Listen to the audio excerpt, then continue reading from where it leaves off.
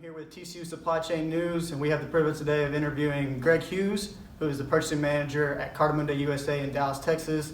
Thank you for having us, Greg. The first question I have is, how did you end up being the purchasing manager at Cartamundi? My family had a grocery store business, Mhm. and my grandfather basically started before I ever went to college, trading and buying, and he taught me how to do the buying. It's a grocery store. So from a little kid up until I was a senior in high school, and by the time I was in ninth grade, I was basically ordering everything for our entire grocery store, the family-owned business. So when I went to school, I really didn't know what I was going to do for sure. I knew I liked buying.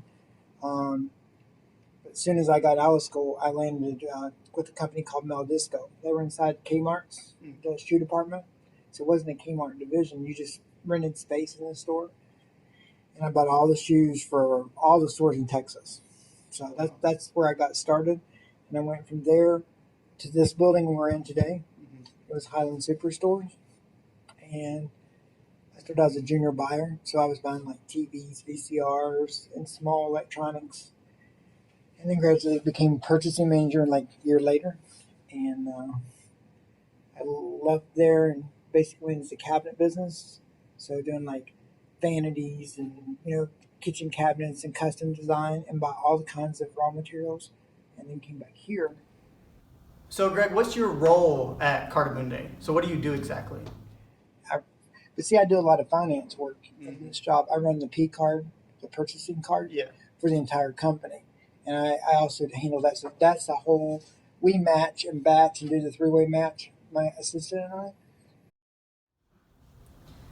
What would you say is the most difficult part of your job?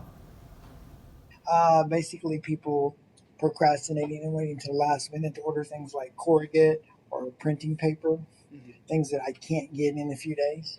And we have a system in place where they know when they get a PO from their customer, they know things like corrugate and paper, how stock they should be ordering paper. And every day, it's a challenge. So, who in the company are you dealing with? Are you dealing with people on the floor, or could you elaborate on that? The account management staff. Okay. I don't really have many dealings with the people on the floor. Mine's pretty much everyone on that side of the building on the sales side. Gotcha. So all the things that the job that are sold, there's you got a salesman, and then you got he or she has a senior account manager that works for them, and they're supposed to manage the business for the salesperson.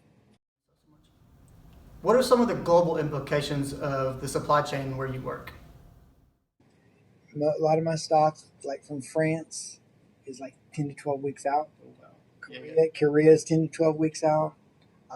Then you've got Chinese New Year in there, so if people don't plan accordingly. We send them reminders, but people don't.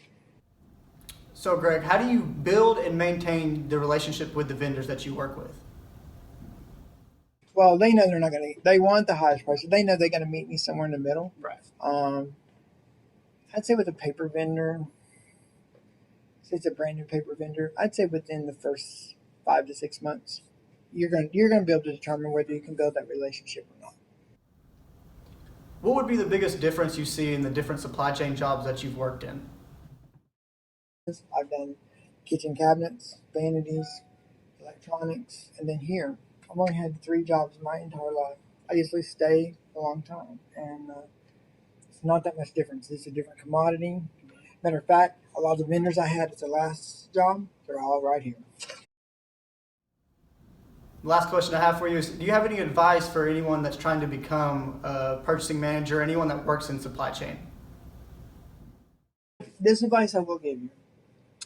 If you will treat your vendors, and this is one thing that I've really had embedded in these people here, treat your vendors with respect. When you really do need something, they will move mountains for you. And they don't want to do that here. They want to take our vendors and kick them to the curb. And I said, not as long as I'm here. Because I said, look, if y'all will respect these vendors, they will take very good care of us. And they do. And, it's important that you work for a company in purchasing that's got a good payment history. If you go work somewhere and everything's COD, not a good idea. So that's the reason here we do credit card and terms. And that's why I run the credit card program, because I can see what we're spending every day. And then I can fund the card if we need more money. So Thank you for coming on to TCU Supply Chain News, Greg. Hope you have a great day. We're going to pass it on to Stephen for the weather.